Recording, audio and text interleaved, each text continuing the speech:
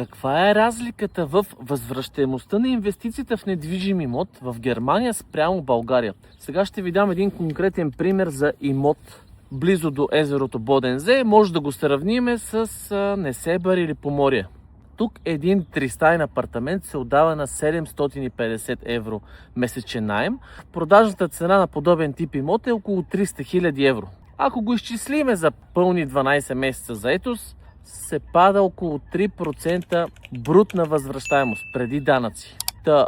Според вас това добра инвестиция ли е? Тук трябва да отбележиме, че и наемодателя няма право да коригира наемната цена в продължение на 3 години. Когато изтече този 3 годишен период, той може да коригира наемната цена с не повече от 10%. В България всички знаеме, ако искаме, може да си направим и дабъл на наемната цена, така че може би тук имаме голямо предимство. Бихте ли инвестирали в Западна Европа? Бихте ли инвестирали в Германия? И какво предимство има спрямо България? Споделете ми в коментар.